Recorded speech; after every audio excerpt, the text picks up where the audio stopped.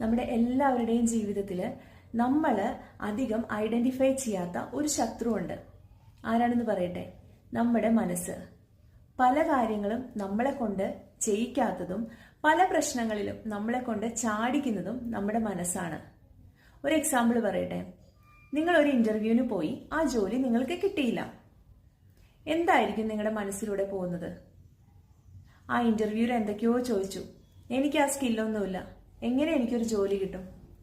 ഇങ്ങനെ ചിന്തിച്ച് നിങ്ങൾ ദിവസങ്ങൾ തള്ളി നീക്കുവോ?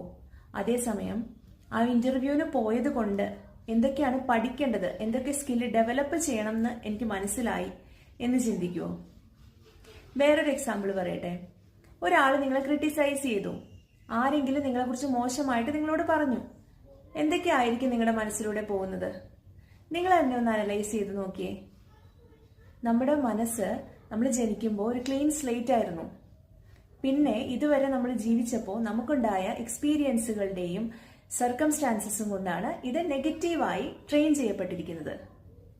അപ്പോൾ നെഗറ്റീവായി ട്രെയിൻ ചെയ്യപ്പെടാൻ മനസ്സിന് സാധിക്കുമെങ്കിൽ പോസിറ്റീവായി ട്രെയിൻ ചെയ്യപ്പെടാൻ സാധിക്കില്ലേ? തീർച്ചയായും സാധിക്കും.